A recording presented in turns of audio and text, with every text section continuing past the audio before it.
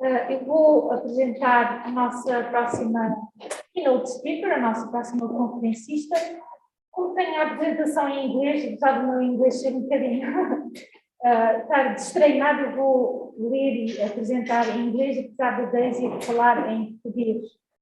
The Daisy Medina holds a PhD in Education from the Federal University of Bahia, a master's degree in Language and Linguistics from the Federal University of Bahia, and a bachelor's degree in Portuguese and English languages from Centro Universitário Jorge Amado.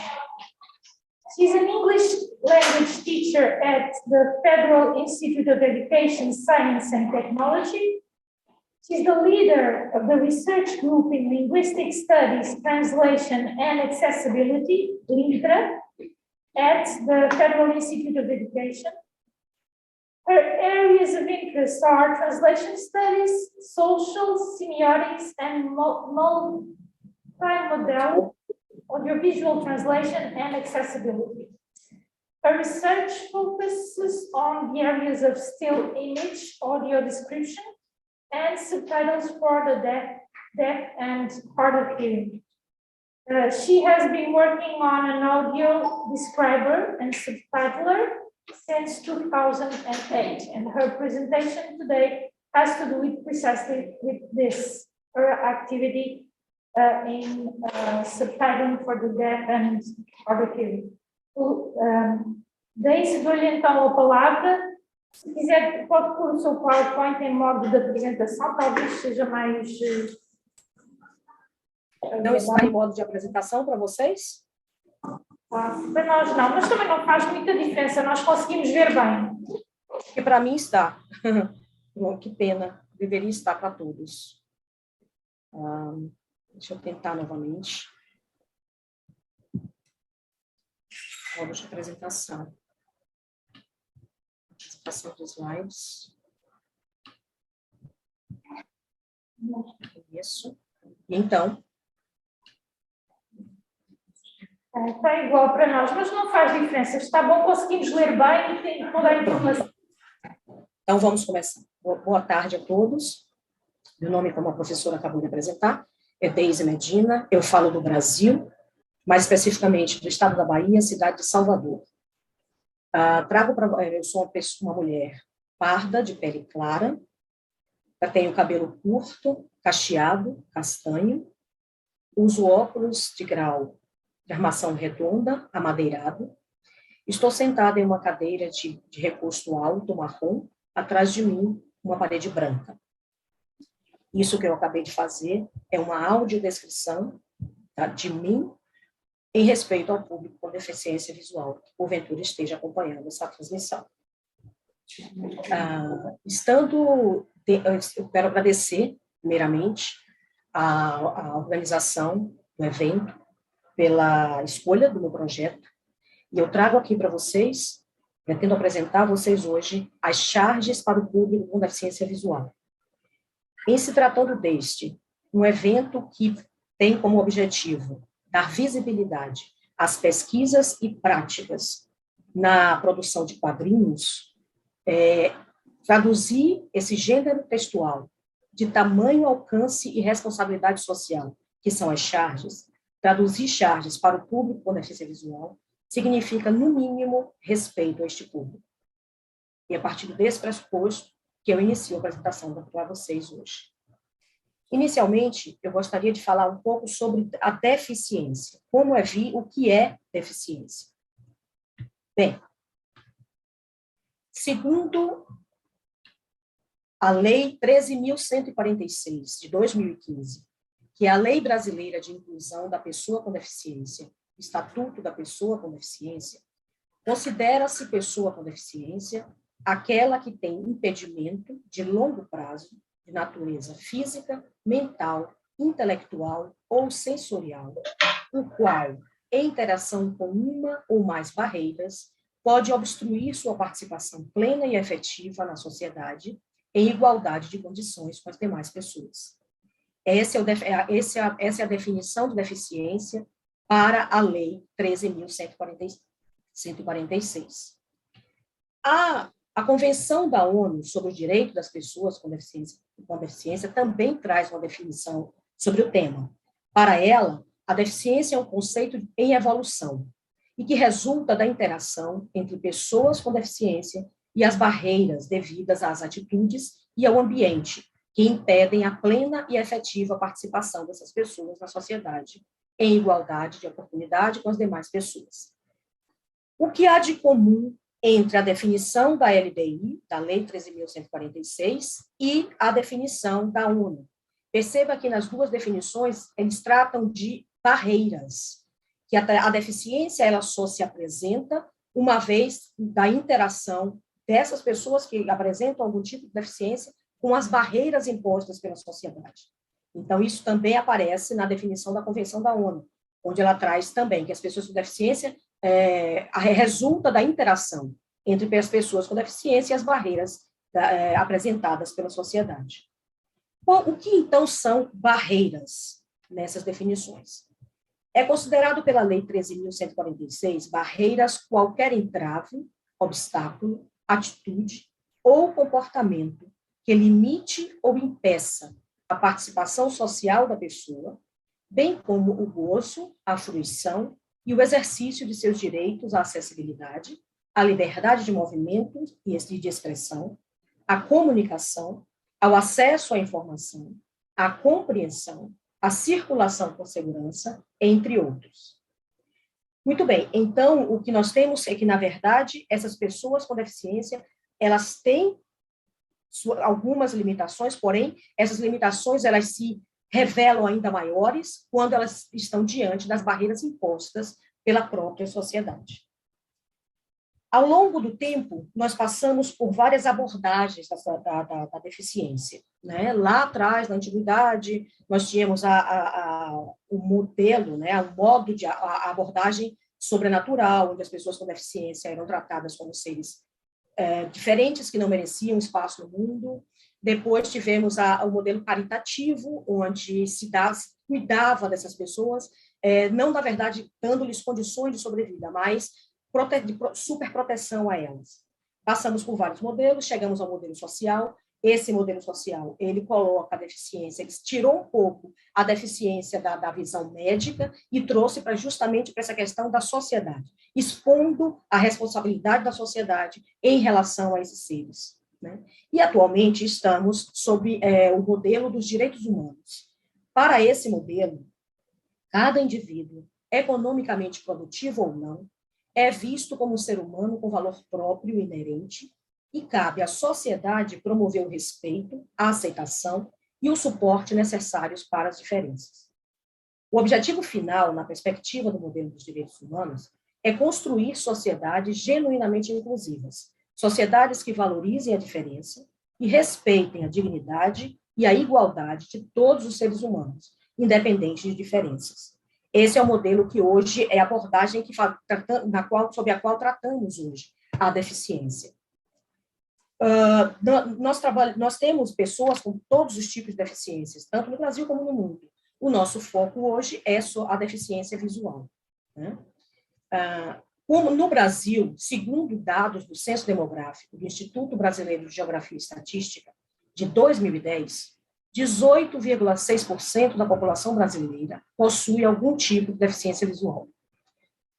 Desse total, 6,5 milhões apresentam deficiência visual severa, sendo que 506 mil têm perda total da visão, que representa 3%, 0,3% da população. E 6 milhões, grande dificuldade para enxergar, representando 3,2% de toda a população brasileira. No mundo, de acordo com o relatório da Organização Mundial de Saúde de 2021, existem atualmente 284 milhões de pessoas no mundo que são deficientes visuais. E 39 milhões de pessoas são cegas.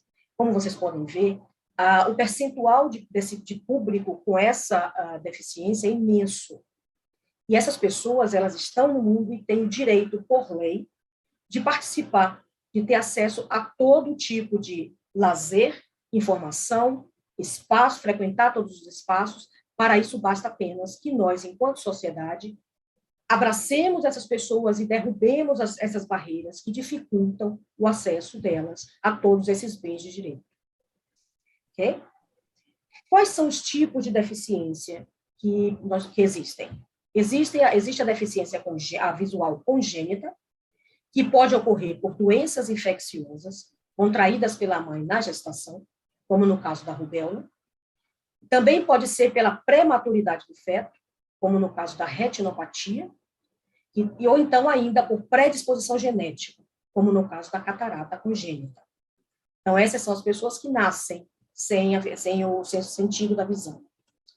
Ela também pode ser adquirida ou adventícia, que ocorre em caso de acidentes ou doenças degenerativas. Muito bem. Conhecendo um pouco do público para o qual as charges que eu traduzo se dirige, como é feito, então, o acesso, como é possível dar acesso a essas pessoas que têm essa alimentação sensorial às charges, esse gênero tão importante socialmente. Para isso, é preciso lançar mão de um recurso de tradução chamado audiodescrição. A audiodescrição, também conhecida como AD, é um modo de tradução audiovisual que traduz em palavras informações visuais estáticas, como exemplo, obras de arte, ilustrações, etc., assim como informações dinâmicas, filmes, clipes, etc., para que conteúdos-chave transmitidos visualmente não passem despercebidos e possam também ser acessados por pessoas cegas e com baixa visão, congênita ou adquirida, além de atender também a pessoas com deficiência intelectual e dislexia. Então, a audiodescrição ela é um recurso de tradução intersemiótica, porque ela traduz do signo visual para o signo verbal, né, que atende prioritariamente o público com deficiência visual. Mas há outros públicos, como, por exemplo, as pessoas com deficiência intelectual e dislexia, entre outros, que se beneficiam muito da audiodescrição. Nós vamos falar melhor sobre isso adiante, e vocês também vão ouvir o relato do meu consultor com deficiência visual a esse respeito. Vamos conhecer um pouco mais sobre a audiodescrição. Em que situações, em que ambientes a audiodescrição está? Na verdade, eu trago aqui que ela pode estar presente em peças de teatro, espetáculos de dança, sites, partidas de futebol, desfiles de moda, visitas a museus, livros didáticos, etc. Neste etc. inclui-se todo e qualquer espaço que possa ser ocupado ou visitado por pessoas com deficiência visual. Todos os espaços. Se nós, videntes, temos acesso a determinado espaço, as pessoas com deficiência visual também têm. E para que elas compreendam e se apropriem do conteúdo daquele espaço, é preciso que esse espaço seja audiodescrito. Então, a audiodescrição está presente em todos os espaços, deve estar presente em todos os espaços, e para atender também a esse público. Quais são os tipos de audiodescrição possíveis? Nós temos, por exemplo, a audiodescrição pré-gravada. Nela, o roteiro é criado e, posteriormente, ele é gravado em estúdio, onde é feita a edição, de maneira a encaixar a audiodescrição nas pausas e momentos de silêncio das peças audiovisuais, sem qualquer alteração ou prejuízo ao áudio original. Nesse caso, por exemplo, quando nós que somos audiodescritores, recebemos um filme, um curta, um longa-metragem, uma peça de teatro, a filmagem de uma peça de teatro, a filmagem de um espetáculo de dança, para roteirizar, para fazer a audiodescrição, nós assistimos a essa peça audiovisual e entendemos os espaços sem fala, os espaços de silêncio, para inserir o que é a audiodescrição. Inserir aquilo que, para o público com deficiência visual, não chegaria uma vez que há silêncio ali. Então, essa é a pré-gravada. Nós geramos o roteiro e, então, num estúdio, um audiodescritor narrador grava esse roteiro. E depois é editado e encaixado nos espaços de silêncio da peça audiovisual. Além dela, nós temos também a audiodescrição ao vivo. Para essa, o roteiro é preparado previamente e lido durante o espetáculo, a partir de uma cabine, de onde o audiodescritor tem uma visão geral do palco e transmite, via microfone, para os fones de ouvido usados pelo público. Nesse tipo de evento, ao vivo, na verdade, o que nós recebemos é no caso principalmente de espetáculos de dança, peças de teatro, nós recebemos uma gravação do que certamente será a peça. Mas, pelo próprio gênero, pelo fato de ser ao vivo, há muita improvisação. Então, nós vamos até os locais para fazer a audiodescrição daquela peça, por exemplo, e somos surpreendidos com improvisações o tempo inteiro. Então, o roteiro, ele é apenas um ponto de partida, e ele não é gravado. Ele só nos dá uma ideia, um norte sobre o que vai acontecer naquela peça ou naquele espetáculo. Mas, efetivamente, na hora que o espetáculo está acontecendo, há muita improvisação, e nós, enquanto autoescritores, estamos ali para descrever o que, de fato, está acontecendo. Portanto, o roteiro é normalmente muito alterado em apresentações ao vivo. Temos também a audiodescrição simultânea, onde não há roteiro. O audiodescritor descreve o que acontece à medida que os eventos se dão. Em geral, o audiodescritor usa um microfone e a transmissão é feita para toda a plateia. Isso acontece muito frequentemente em apresentações de congresso, né? Em bailes, festas, onde a gente não sabe o que vai acontecer. Nós estamos ali com os microfones ligados, as pessoas que chegaram recebem os seus fones de ouvido, e à medida que as cenas, os fatos vão se desenrolando, nós vamos audiodescrevendo. Nessa não há roteiro, porque seria impossível. Bom? Quem são os profissionais envolvidos nesse processo da audiodescrição?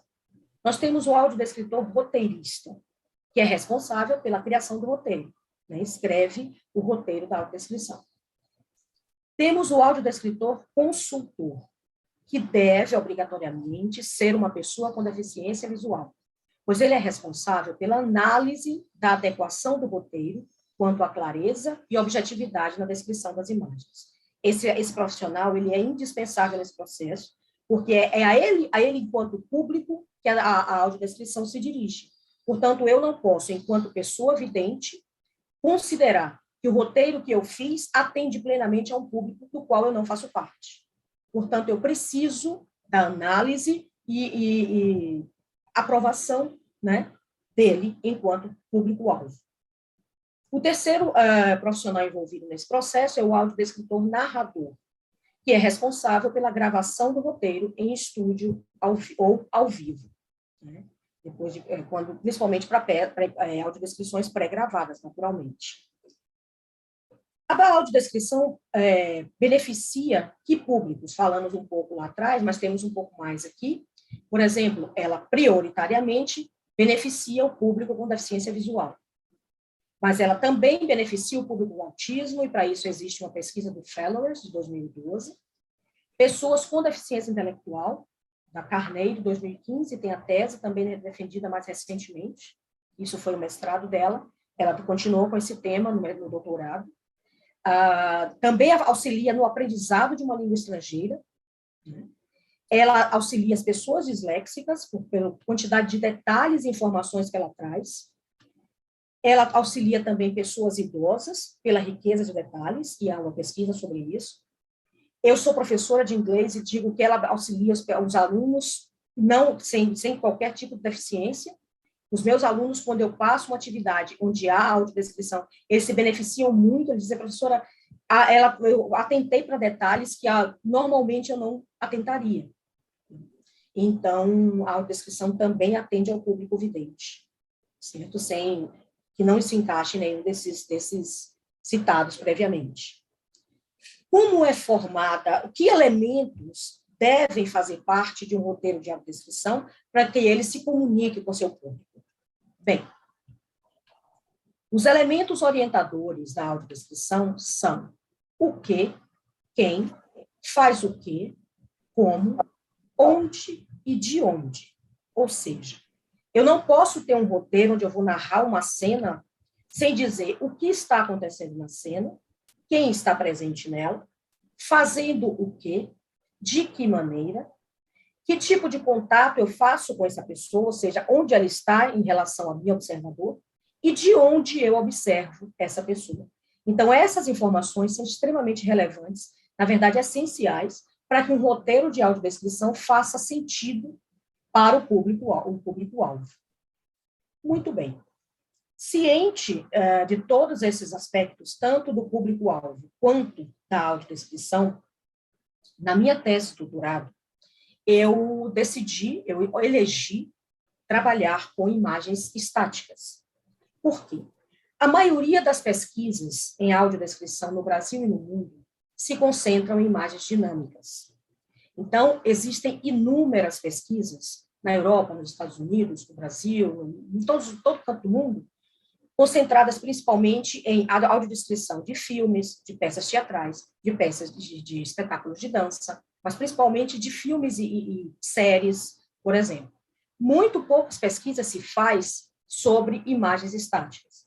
Na área de imagens estáticas, as pesquisas também se concentram em obras de arte, em visitas a museus, por exemplo, onde as audiodescrições se concentram na questão da localização espacial dos indivíduos que visitam os museus, né, dos indivíduos com deficiência visual que visitam os museus, e a audiodescrição das obras de arte bi- e tridimensionais que estão expostas nesses espaços.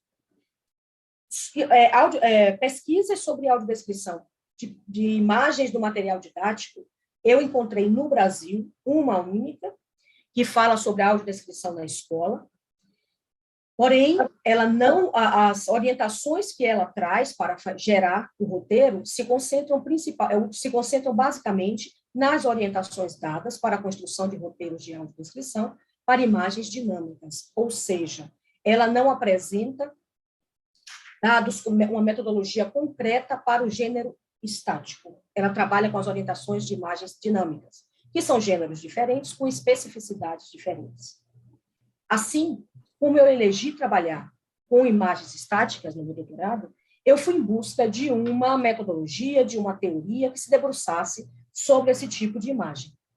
E encontrei a gramática do design visual, de Kress e Van Leeuwen, que é uma teoria semiótica funcional das imagens.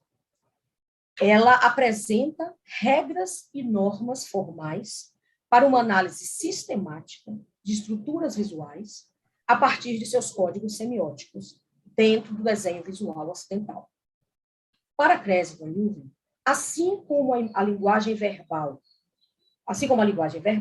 a linguagem visual, como um recurso para a representação, tem sintaxe própria, que se dá pela organização dos seus elementos constitutivos de forma mais ou menos regular, o que permite que essa linguagem também seja objeto de descrição e sistematização. Então, segundo a gramática do design visual, assim como nós podemos avaliar uma sentença na nossa linguagem, cada elemento dessa sentença e sistematizar essa análise, as imagens também obedecem uma gramática específica, que a forma como os elementos são dispostos na imagem, eles têm um valor informacional para estar onde estão, e, consequentemente, permite que nós façamos uma análise sistemática dessa imagem, criando, assim, uma gramática própria. Tá? A gramática do design visual se baseia em 3 metafunções. A primeira delas, a metafunção representacional. Ela indica o que está sendo apresentado na cena comunicativa, que relações estão sendo construídas entre os elementos, que podem ser pessoas, lugares ou coisas, e em que circunstâncias essa cena está acontecendo. Nas representações narrativas, cenas acontecem dentro das imagens, e esses acontecimentos são representados pela posição dos participantes e pelos elementos que representam suas relações.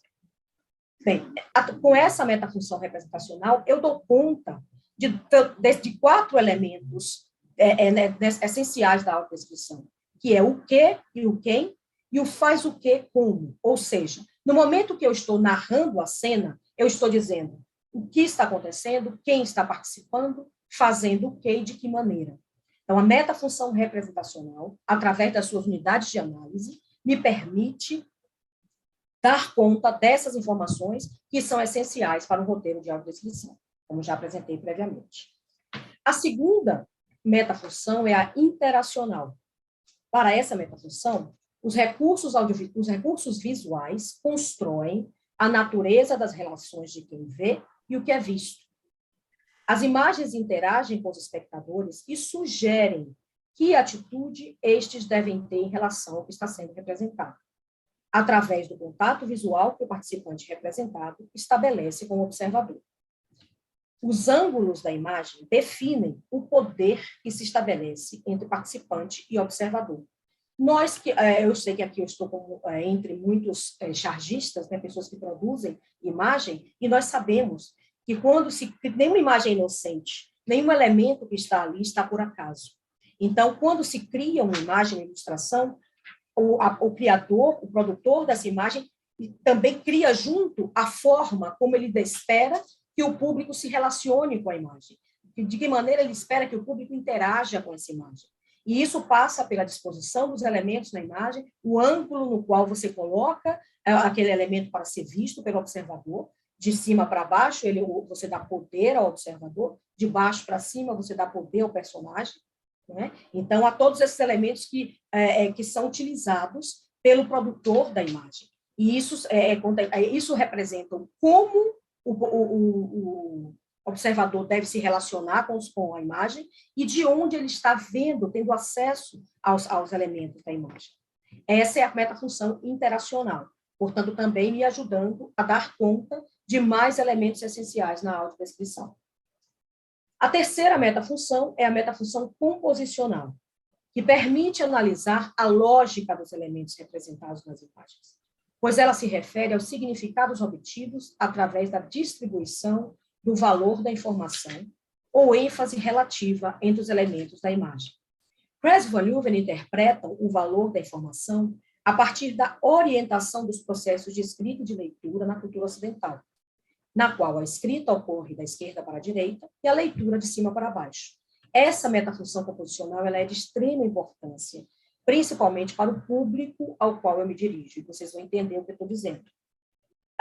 Foram encontrados muitos trabalhos, quando eu fiz a minha pesquisa, eu encontrei muitos trabalhos acadêmicos que utilizam a gramática design visual, mas todos eles utilizam ela para fazer análise de representações sociais, nas capas de revistas, nos cartazes. Que essa gramática, ela não foi criada, obviamente, com vistas à audiodescrição nem ao público com deficiência visual. Não. Ela é uma teoria semiótica funcional das imagens. Então, ela ajuda a interpretar e fazer uma análise descritiva dessas imagens, mas sem vistas para esse público. Em todos os trabalhos, tanto no livro Reading Images, de Kress e Van Leeuwen, quanto em todos os trabalhos que eu encontrei, ela se apresenta sempre nessa sequência aqui. Todas as análises descritivas apresentadas seguem essa sequência. Primeiro, eles analisam a metafunção representacional, ou seja, o que acontece na cena. Depois, eles analisam de que forma o observador se interage com a imagem. E, por último, eles analisam como os elementos estão dispostos na cena comunicativa, na narrativa. Essa é a orientação padrão de análise, de utilização da gramática. O que aconteceu comigo? Como eu já lidava com esse público com deficiência visual há algum tempo, participando de pesquisa junto à professora Eliana Franco, na Universidade Federal da Bahia, e já tinha um certo conhecimento da relação desse público com espaço, como a noção espacial para eles é relevante, na verdade, essencial situar eles espacialmente para então dizer o que está acontecendo. Eu utilizei as metafunções da gramática design visual ao contrário. Então, eu inverti e parti da hipótese que, se eu começasse as minhas autodescrições informando onde os elementos estavam, portanto, começando a utilização pela metafunção composicional, em seguida informando de que forma o observador se relaciona com o personagem e só finalmente dizendo o que estava na cena, ou seja, fazendo o percurso inverso, eu parti do pressuposto da hipótese de que essa maneira atenderia melhor o meu público. Né? E fiz essa inversão na minha proposta.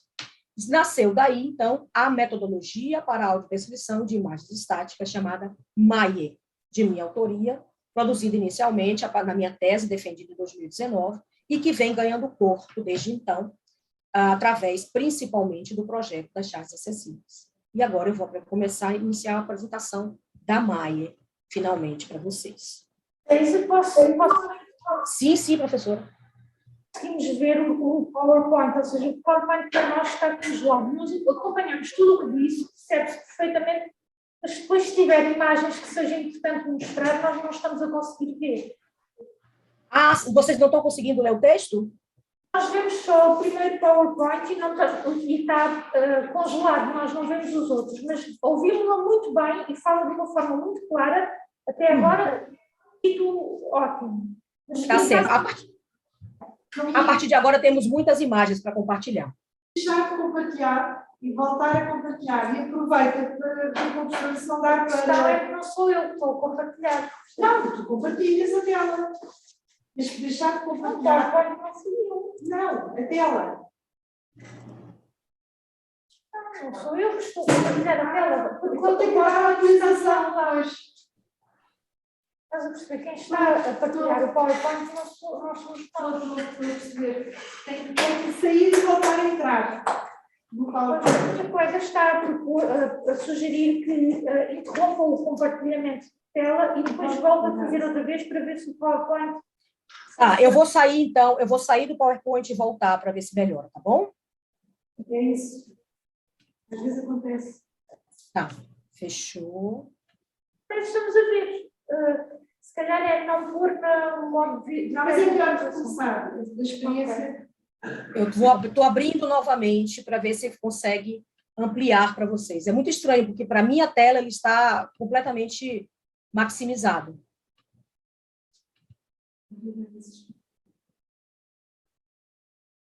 Isso. Aqui. Acho que agora eu maximizo aqui.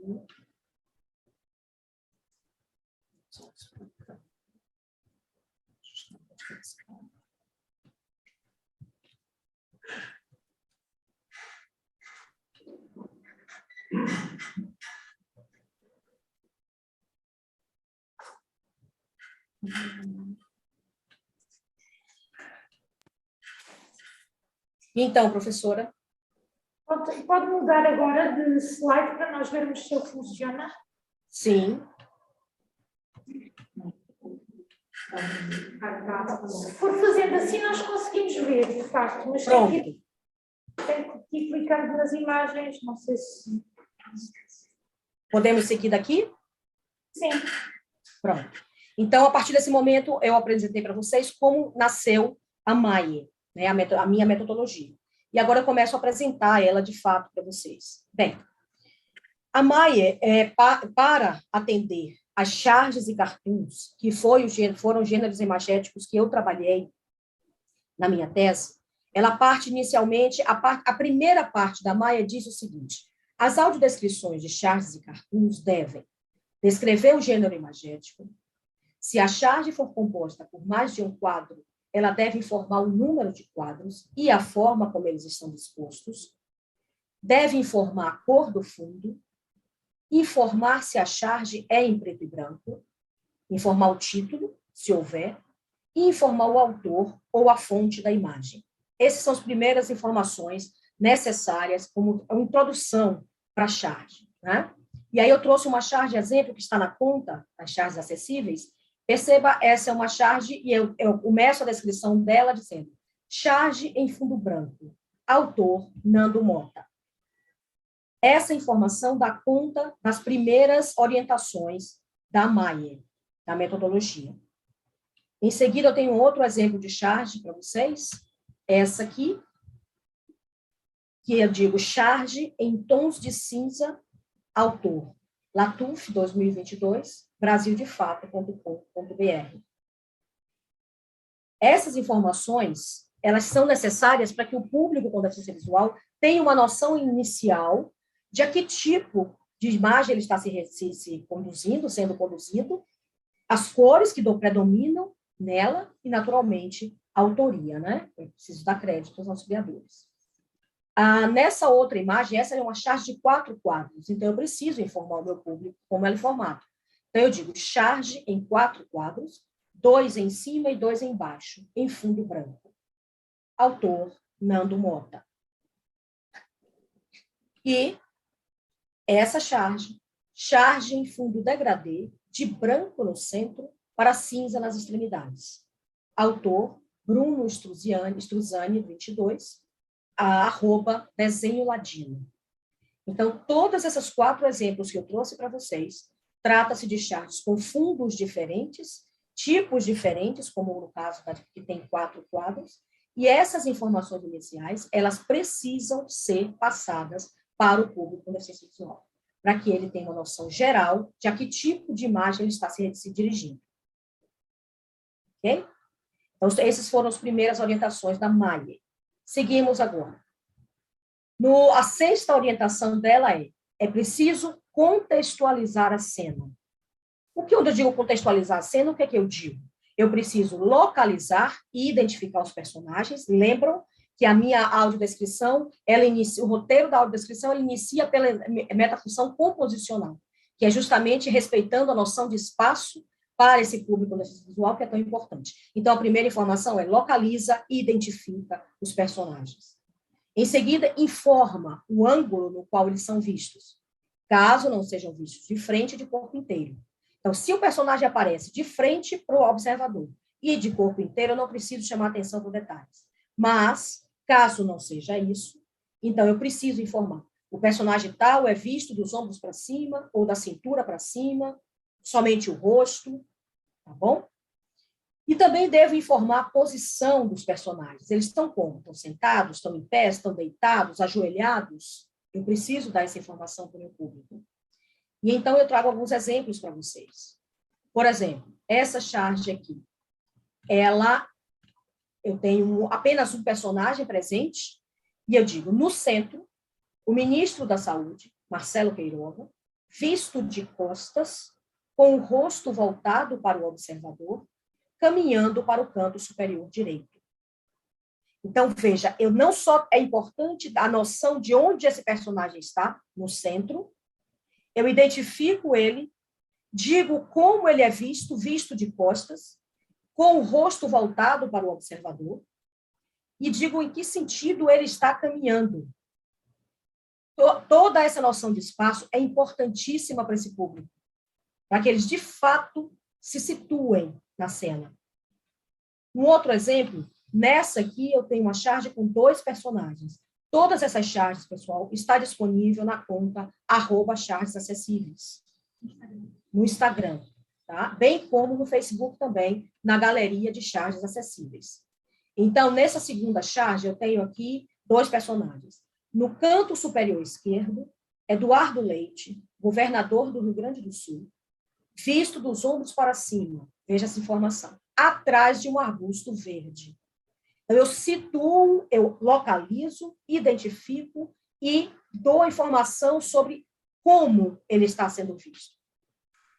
Em seguida, o outro personagem. No centro, uma mulher vista de costas, caindo em um buraco preto quadrado.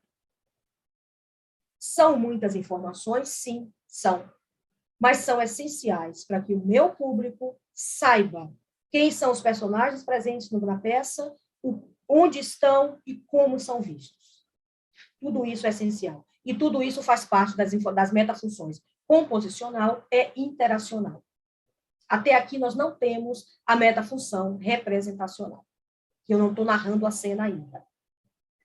Numa terceira charge, seguindo com a Maia, nós vamos para o item 7, tá? Onde diz assim, se houver traços comuns entre os personagens, descrevê-los. Por que isso? Porque é muito cansativo para eles, e eu digo isso com base na opinião do meu consultor, que é uma pessoa com deficiência visual, é muito cansativo para eles você falar de um personagem e depois você tem vários personagens praticamente iguais e você descreve as mesmas informações um a um.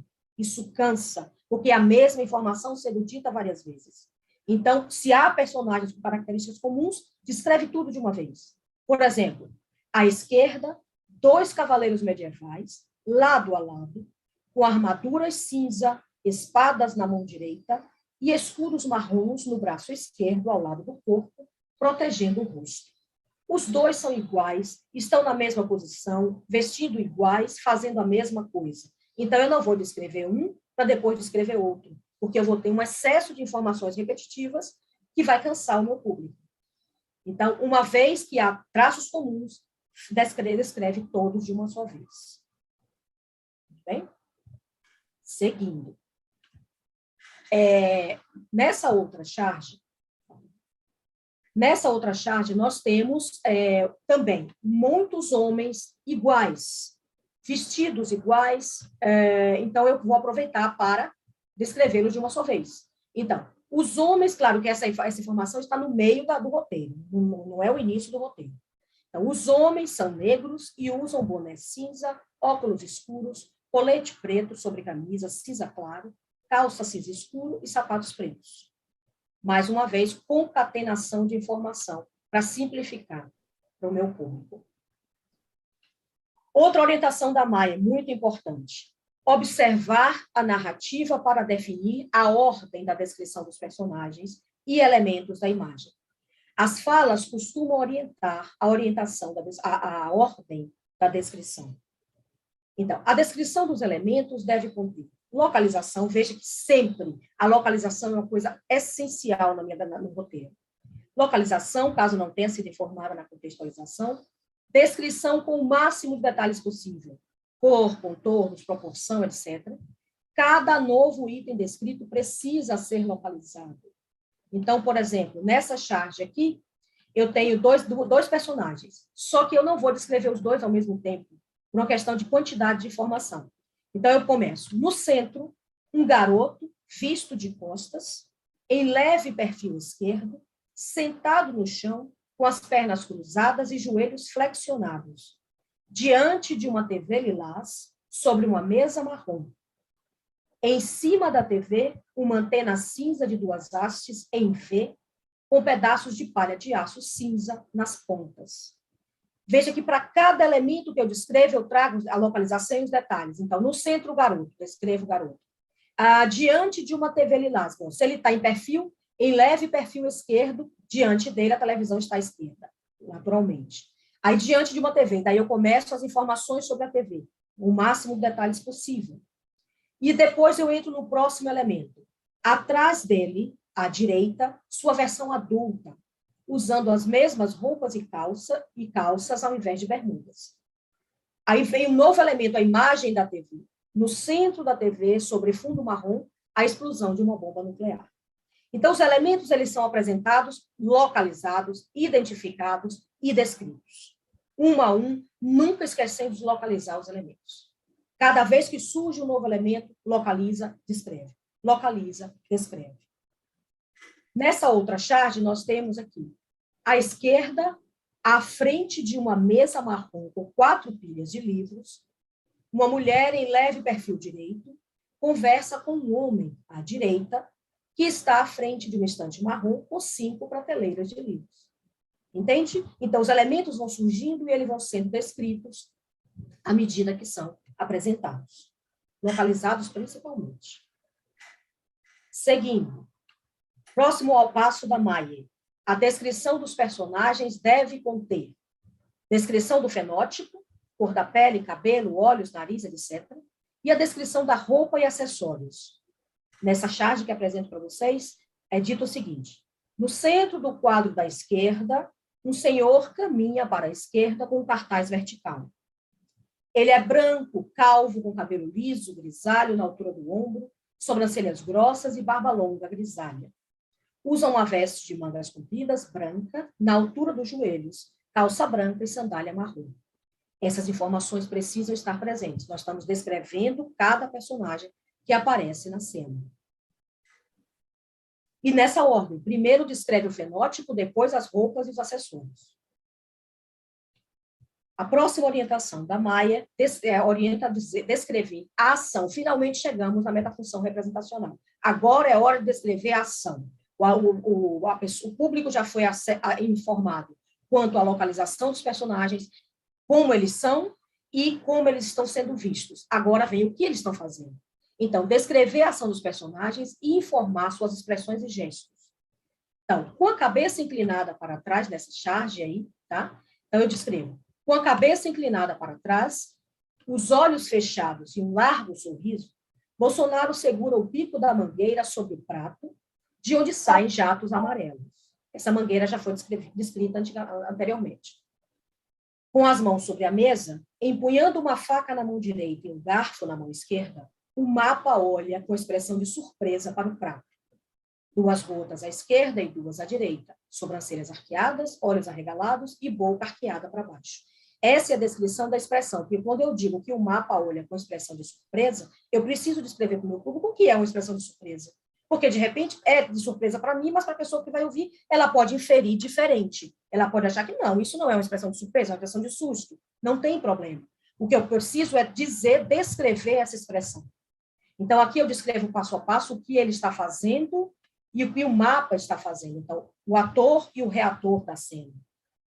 Nessa próxima charge, muito triste, por sinal, de uma tragédia recente aqui no Brasil, eu tenho a cena desse homem de camisa verde aqui no canto e diz assim: com o corpo curvado para a frente e a cabeça entre as mãos, ele exclama: meu Deus, até quando? No canto inferior direito, um homem é visto de costas caminhando para a direita. Com as mãos nos bolsos, a cabeça erguida e 2 traços diagonais saindo da boca, sugerindo assovio, ele diz: até quando a gente quiser. Essa charge foi sobre a tragédia de Petrópolis, recentemente, onde morreram mais de 100 pessoas soterradas pela chuva, pela lama. Então, aqui eu tenho, novamente, a descrição da ação de cada um deles. Bom, o próximo parâmetro da metodologia diz descrever as falas dos personagens. Pessoal, as falas das charges, elas são, eu não preciso dizer isso a vocês, né? Vocês são os criadores das charges, mas elas são um guia essencial para a ordem da descrição dos personagens, porque elas definem, elas é que vão guiar a gente para o ápice, no fechamento da mensagem, né? Então, descrever as falas dos personagens, informar a cor da fonte e do balão, caso eles apareçam dentro de balões. Deve-se analisar a cena com cuidado, pois o momento e a ordem da descrição das falas... Acho que cortou alguma coisa aqui, me perdoa. Muito bem, não tem problema. Das falas depende da narrativa, exatamente. Muito bem, então nós temos aqui essa charge, onde tem apenas um personagem aparecendo, e diz assim: com expressão aborrecida, sobrancelhas franzidas, olhos contraídos e boca fechada, ele olha para a direita e diz: me ferrei. A fala aparece em branco sobre balão azul à esquerda. Nessa próxima charge, nós temos aqui novamente uma descrição da fala. Então, com a mão esquerda na cintura e a palma direita aberta ao lado do rosto, ele diz: essa é para o amigo do pastor. A fala aparece em preto sobre a cabeça do ministro, ligada a ele por um traço. Nesse exemplo, a fala não está dentro de um balão, né? Portanto, eu preciso informar o meu público onde ela está e como ela está se relacionando com o falante. Se a gente for considerar o atraso da apresentação por 10 minutos. O 12º parâmetro da metodologia diz descrever os símbolos da linguagem dos quadrinhos, seguido de seus respectivos significados. Essa é uma etapa muito interessante, onde eu digo, o símbolo dos quadrinhos, vocês mais do que eu sabem, eles têm um significado muito, muito importante, né, na linguagem dos quadrinhos. Então, eles precisam ser descritos para o público. Então, esse menino, ele dá um toque, um empurrão no presidente. Então, diz assim: 2 linhas curvas partem do lado esquerdo do rosto do jovem até a mão, indicando o movimento. Então, existe essa linha curva? Existe. Qual o significado dela? Movimento. No centro dessa linha curva, 5 linhas diagonais sobre fundo amarelo indicam o contato com as nádegas de Bolsonaro. Escreve também o choque aí entre a mão dele e o presidente. De onde saem 2 linhas verticais trêmulas, com 2 estrelas vermelhas indicando dor. Então, eu tenho 3 elementos simbólicos dos quadrinhos: a linha curva, as linhas diagonais e as estrelinhas com linhas trêmulas, cada uma delas sendo descritas qual a função delas nessa imagem. Uma outra charge com descrição dos elementos diz: linhas curvas entre pequenos semicírculos, que simulam fumaça, então essa fumacinha aqui do chão, partem do chão à direita até as pernas do homem à esquerda, indicando um salto. Mais uma vez, esse elemento é descrito e justificado, explicado. Os balões de fala, olha, Com expressão assustada, 3 traços diagonais sobre a cabeça, sobrancelhas arqueadas, olhos arregalados e os dentes cerrados, ele ouve a frase que sai do telefone. A fala está em preto, dentro de um balão contornado com linhas trêmulas, indicando grito. Então, o balão com linhas trêmulas tem a função de indicar grito. É preciso que ele saiba. Nessa outra charge é o balãozinho de pensamento, onde diz assim: com 2 gotas de suor escorrendo à esquerda da testa, a imagem dele aparece dentro de um balão branco contornado com linha formada por curvas, ligado a ele por pequenos círculos que indicam o pensamento. Então, os elementos semióticos dos quadrinhos estão também descritos na metodologia. Bom, essa metodologia saiu hoje se encontra aplicada 100% nas charges contidas no nosso projeto, que é esse projeto que eu apresento para vocês aqui agora, que tem esse logo, balão amarelo, com AD de audiodescrição no centro e charges, porque é o grande foco. Esse projeto se encontra na Galeria Virtual de Charges Acessíveis, no Facebook, e na @charges acessíveis no Instagram. Como se dá o processo de publicação dessas charges? Primeiro, eu seleciono as charges. Em seguida, eu construo o roteiro da audiodescrição com base nos parâmetros da Maia, que eu acabei de apresentar a vocês. Em seguida, eu envio esse roteiro para o meu consultor, Felipe Monteiro. Ele é uma pessoa com deficiência visual. Ele analisa ele analisa o roteiro. Então, em seguida, eu faço a análise e implementação das sugestões dele. E na sequência, vem a publicação das charges. Às terças e quintas, as charges são publicadas com audiodescrição em inglês, na legenda, e em português, no texto alternativo. Para quem não sabe o que é texto alternativo, é um texto que fica por trás da imagem. Apenas usuários de leitores de tela, portanto, o público com deficiência visual, tem acesso a esse texto. É uma ferramenta do Instagram. Que é uma ferramenta que o Instagram, o Facebook, o Word, todo o pacote Office oferece essa opção. Nos demais dias, as charges são publicadas com audiodescrição em português na legenda e em inglês no texto alternativo. Então, esse é o processo de publicação. As charges na conta aparecem, como vocês podem ver. Essa charge da esquerda, ela tem um balãozinho com a bandeira do Brasil dentro. Para que serve esse balãozinho? O que é que ele indica? As charges publicadas com esse balão têm AD em português na legenda e em inglês no texto alternativo. Por outro lado, as charges que aparecem com o balãozinho do Reino Unido são as charges que têm na legenda o texto em inglês e em português no texto alternativo. Então, é uma forma de orientar o usuário, né, da conta. As duas contas, na verdade, a conta das charges, ela iniciou em julho de 2020. A do Facebook veio depois, alguns meses depois. No Instagram, nós já contamos com mais de 650 charges audiodescritas, temos quase 900 seguidores, entre videntes e pessoas com deficiência visual. Ela já foi apresentada no 8º Encontro Nacional de Acessibilidade Cultural da Universidade Federal do Rio de Janeiro. O projeto foi apresentado também nas Cyberjornadas Internacionais de Histórias em Quadrinhos da Universidade de São Paulo, a USP. E temos um artigo publicado na Revista Cultural Midiática, Qualis B2, da Universidade Federal da Paraíba. Eu trouxe para vocês relatos de 3 pessoas com deficiência visual que seguem a nossa conta. A primeira delas é a Gisele Mendes. Eles permitiram-se a ser identificados. A Gisele diz: transformar as imagens em palavras faz com que eu perceba um mundo que eu não consigo ver. É muito bom poder estar antenado com o que acontece nesse mundo, e é de suma importância que as pessoas entendam que, para isso, precisamos da descrição. Através das palavras, consigo mergulhar em um mundo que, sem elas, seria muito difícil entender, compreender e participar. Afinal, é sobre isso. Inclusão tem que simplesmente sair do papel e ter voz. Aí eu perguntei a ela: a forma como as charges são audiodescritas te ajudam a construir a imagem mental delas? E quanto ao AD em inglês, te ajuda, te atrapalha? O que você acha dessa opção? Ela então respondeu: isso mesmo. Consigo dar forma através do que está sendo descrito. Quanto ao inglês, não tenho domínio do idioma. Então, para mim, não faz diferença. Mas acredito que é uma forma de incluir mais pessoas. A Thelma Nantes de Matos diz o seguinte: olá, Deise Medina. Viva a acessibilidade. Proporcionar acessibilidade na web significa garantir para as pessoas com deficiência o acesso à informação e à comunicação. Considerando que as pessoas com deficiência, as pessoas cegas ou com baixa visão, têm a internet como um excelente canal de acesso à informação, comunicação, entretenimento, pesquisa, estudos e trabalho. Todos precisam pensar na internet acessível para todas as pessoas. Acessibilidade é uma tendência, um caminho que precisamos trilhar para promover acesso para todas as pessoas. Quando há acessibilidade, é bom para as pessoas com deficiência. É excelente para todas as pessoas. Parabéns e obrigada, Charges Acessíveis. É fantástico que as charges sejam acessíveis. Ação maravilhosa. Sou pessoa cega, sou usuária da internet. É fantástico ter acesso às informações que vocês proporcionam.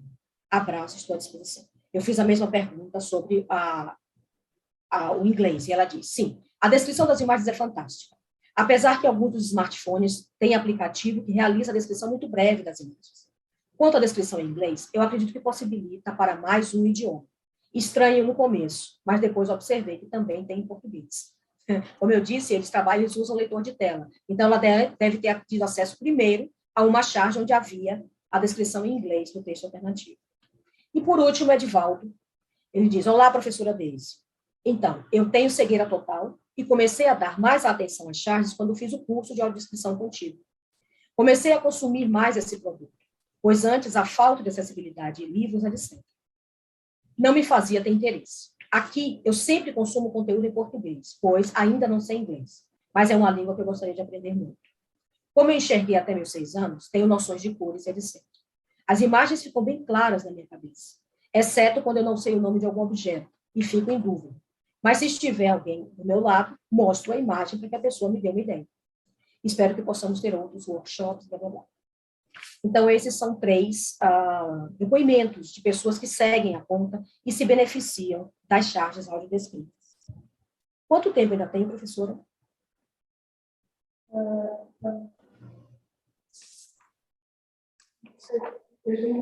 Nós começamos 10 minutos mais tarde. Ela por ela, temos mais a discussão, mas se diz mais um bocadinho. Eu tenho um vídeo do meu consultor de 8 minutos. É possível passar? Sim. É possível? Muito bem. Então, eu vou transmitir para vocês agora esse vídeo dele, que eu acho muito importante.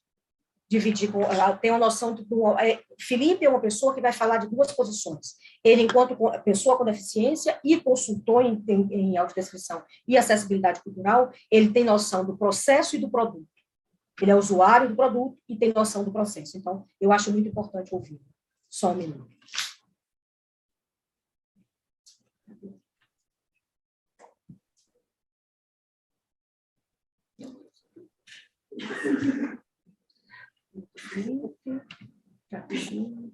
Abrir.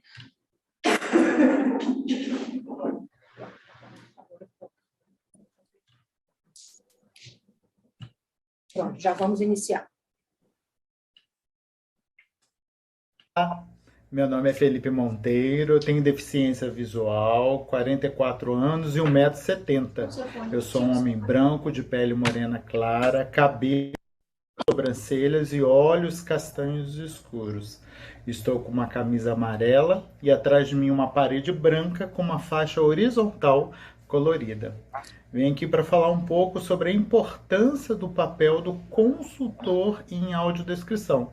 Como nós sabemos, a audiodescrição é um recurso de acessibilidade comunicacional e informacional, ou seja, nós temos a possibilidade, através da audiodescrição, de converter informações visuais em informações verbais. Dessa maneira, esse recurso é conhecido como uma tradução intersemiótica, pois nós podemos converter informações do signo visual para o signo verbal. E esse recurso ele é muito importante, principalmente para pessoas com deficiência visual. Aí eu estou dizendo as pessoas cegas e as pessoas com baixa visão. Quando esse recurso ele foi criado em meados da década de 70, ele foi pensado justamente para esse público, o de pessoas cegas. Mas com o passar do tempo e com o desenvolvimento das pesquisas, nós percebemos que a audiodescrição é benéfica para outros públicos também. A exemplo das pessoas monoculares, surdo-cegas, pessoas com deficiência intelectual, síndrome de Down, pessoas do transtorno do espectro do autismo, dislexia, déficit de atenção, os idosos e pessoas com baixo letramento. Mas para a produção de um roteiro de audiodescrição é necessário alguns profissionais. Esse trabalho é um trabalho feito a muitas mãos. E todos os profissionais envolvidos aí nessa cadeia de produção, eles precisam ter formação na área, obviamente, e também ter uma boa circulação em equipamentos culturais. E quando a gente fala em equipamentos culturais, nós estamos falando em museus, cinemas, teatros, galerias, enfim, onde a audiodescrição está muito inserida. E isso faz com que o profissional tenha uma boa bagagem para poder trabalhar com esse recurso.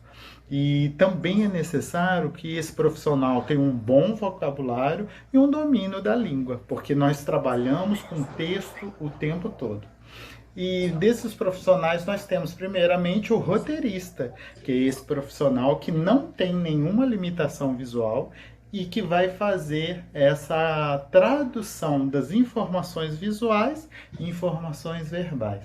Esse profissional ele é de suma importância porque ele que vai elencar os principais elementos daquela obra que devem ser traduzidos. Infelizmente, nós não temos a possibilidade de traduzir tudo que está ali naquela imagem.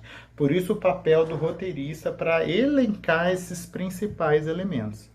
E com isso, esse roteirista ele vai montar um roteiro que nós chamamos de roteiro parcial, porque esse roteiro ele ainda não está pronto, ele ainda não está finalizado. O roteirista vai enviar esse roteiro para um consultor em audiodescrição. O consultor é um profissional necessariamente com deficiência visual. Por que ele precisa ter deficiência visual? Porque ele, antes de ser um profissional, ele é um usuário, ele é um consumidor do recurso da audiodescrição. E ninguém melhor do que o usuário prioritário da audiodescrição para revisar, validar esse roteiro de audiodescrição. Então, esse consultor ele vai analisar todo esse roteiro, frase por frase, a fim de entender se ele está bem construído, se ele está possibilitando que o usuário construa as imagens mentalmente. Esse consultor ele tem o papel de representar a comunidade de pessoas usuárias do recurso da audiodescrição. Então ele tem um papel de grande responsabilidade. Depois que ele coloca os apontamentos no corpo do texto, ele devolve esse roteiro para o roteirista. E aí o roteirista vai ler as considerações desse consultor, as que ele considerar pertinentes, ele vai absorver ao roteiro. As que ele ainda discordar, ele vai dialogar com esse consultor até concluir esse texto. Concluído esse texto, em algumas situações é necessário enviar ainda o roteiro para um narrador, que é o profissional que vai dar voz para a audiodescrição. Em algumas situações é necessário dar voz à audiodescrição, por exemplo, num filme, numa novela, num comercial, numa exposição, enfim. Tem várias situações onde a narração é de suma importância. E aí a Deise Medina me convida para participar desse projeto criado por ela, chamado Charges Acessíveis. E de início esse projeto seria somente na plataforma Instagram. E nós começamos a entender como seria essa dinâmica de disponibilização da audiodescrição nessa plataforma. E desde sempre a Deise já tinha esse intuito de disponibilizar o roteiro de forma bilíngue, em português e em inglês. E aí como nós teríamos que fazer para que os usuários tivessem acesso às duas línguas? Então nós lançamos mão do texto alternativo. O texto alternativo é um texto que fica embutido na imagem, ou seja, a olho nu as pessoas não têm acesso a esse texto, elas veem somente a imagem.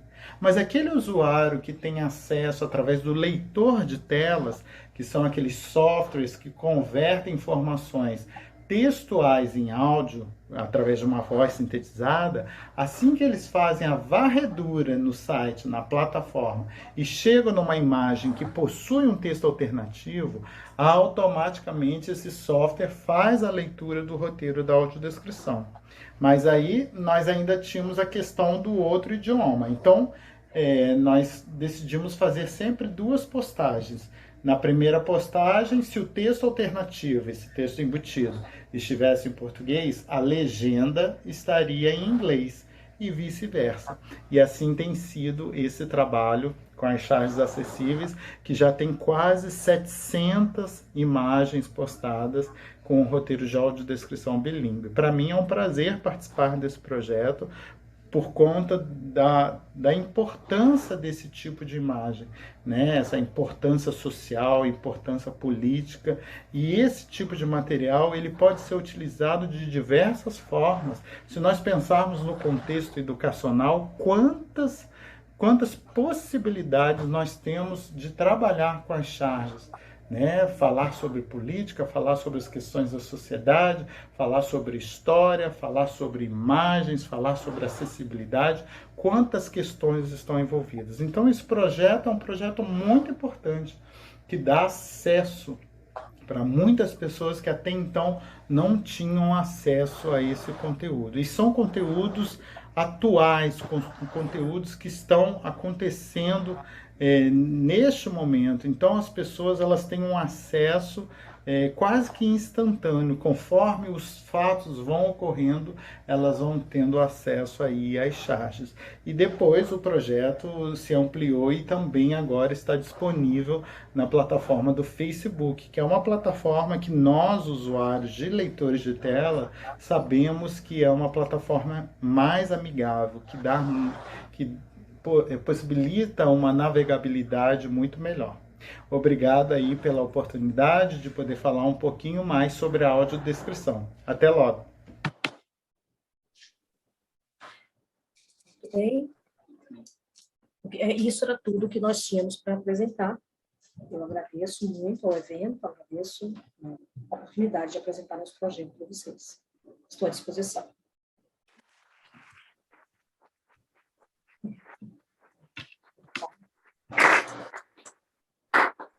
Nós agora ainda temos uns minutos, eu vou perguntar, antes de mais queria lhe agradecer muito, porque realmente é alguém que nós não pensamos, não é? Que não faz parte do nosso dia-a-dia e que por vezes não nos apercebemos desse mundo alternativo e dessa forma alternativa de ter acesso aos cómics, à banda desenhada, às novelas gráficas.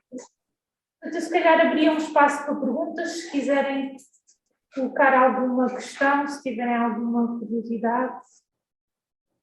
In English, if you want to have some. Yeah.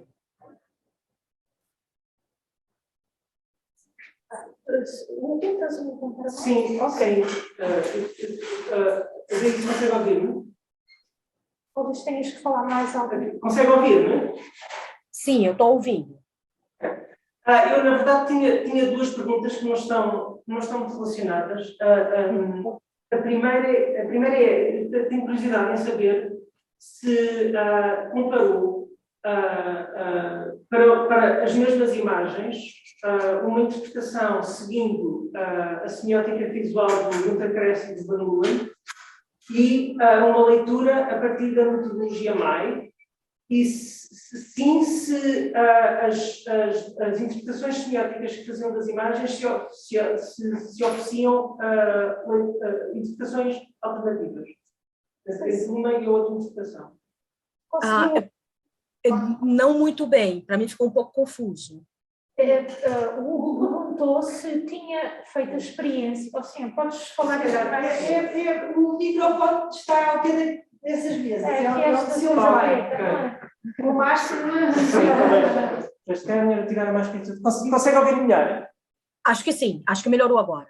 Ok, então, a minha primeira dúvida é se por acaso comparou utilizar a semiótica visual do Kress e Van Leeuwen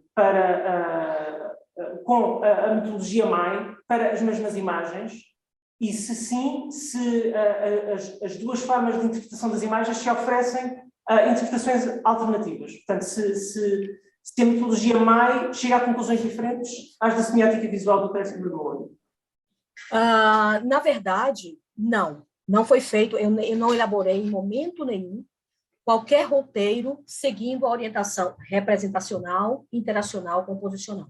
Desde a minha tese, desde os meus primeiros roteiros, que na minha tese eu submeti charges a 5 consultores, então eu tive 10 charges analisadas por um grupo de 5 consultores, mas eu comparei, sim, não foi dito em nenhum momento, na verdade eu comparei os roteiros produzidos pela Maier com roteiros que vêm do Ministério da Educação, que são produzidos com base nos parâmetros de imagens dinâmicas. Então, em nenhum momento eu produzi roteiros a partir da inversão da gramática do design visual. Então, eu não tenho essa resposta sobre isso, porque em momento nenhum foi gerado roteiro com essa orientação. Obrigado. A segunda pergunta era se testou esta forma de produção de descrição audiovisual para quadrinhos com múltiplas imagens, com sequências muito compridas, e se isso implica, que tipo de implicações é que isso tem para a atenção da audiência, se dificulta o seguimento da leitura audiovisual, etc. Então, qual que é seu nome, por favor? Hugo Almeida. Você é o Hugo. Prazer, Hugo. Então, Hugo, veja, há uma dissertação que eu li há 1 ano e meio atrás de uma pessoa com deficiência visual que também é amante dos quadrinhos. E a dissertação dele trabalha com revistas em quadrinhos, portanto, histórias longas, né? O que ele diz na dissertação dele é que, para auxiliar a compreensão de uma história em quadrinho a partir da audiodescrição, é preciso que, inicialmente, sejam dados todas as informações sobre todos os personagens que fazem parte daquela história, bem como boa parte dos ambientes onde eles vão circular, para que eles possam construir a ideia geral da narrativa e, a partir daí, cada quadrinho seja descrito individualmente. Eu não testei a Maier para histórias em quadrinhos, mas eu já testei a Maier para tirinhas, de até 3, 4 quadros, que não é o caso das charges, né? Porque a charge é um fato único, mas as tirinhas não, as tirinhas têm uma sequência. Então, eu já testei a Maier com esses parâmetros em tirinhas de até 4 quadros, e eu não tenho nenhuma pesquisa que comprove isso, mas isso foi feito informalmente, e inicialmente atendeu. Eu não sei te dizer como seria utilizar esses parâmetros para histórias em quadrinhos, que são histórias mais longas, narrativas mais longas. Se isso ficaria cansativo, se perderia em algum momento, é a ideia de uma outra pesquisa ser feita também. Tá? Obrigada. Não sei se mais alguém quer colocar uma questão. Eu tinha mais uma curiosidade propriamente, não sei se também se a Deise saberá responder, mas eu estava a ver as imagens que nos estava a mostrar e eu preciso de interpretar a imagem várias vezes. Eu faço uma primeira leitura e eu pergunto-se daquilo que lhe tem chegado, das reações das pessoas visuais, se eles também têm que ouvir o relato várias vezes ou se é mais imediato, não sei se será mais imediato. Então, eu não posso te dizer, isso é muito pessoal, muito particular de cada um, né? Por exemplo, há charges onde há muitos elementos, e quando há muitos elementos, a descrição ela fica muito longa. Eu me lembro que na apresentação que eu fiz desse projeto, nas cyberjornadas de histórias em quadrinhos, cyberjornadas internacionais da USP, um chargista perguntou, mas a audiodescrição não fica longa demais e perde o tom da piada? Eu falei, olha, infelizmente não tem como ser diferente, porque nós, videntes, temos uma visão sintética. Quando a gente olha para uma imagem, nós pegamos a imagem, captamos ela como um todo, e só depois vamos para as partes. No caso da deficiência visual, é o contrário, eles têm uma visão analítica. Então, é preciso que você vai dando os elementos para eles, para que eles, então, componham o todo. Então, diferente de nós que partimos do todo para as partes, eles partem das partes para o todo. Então, quando a gente tem uma charge carregada de elementos, ela se torna, a descrição fica muito longa. E aí eu acredito que mesmo eles precisem ouvir mais de uma vez para conseguir construir a imagem mental.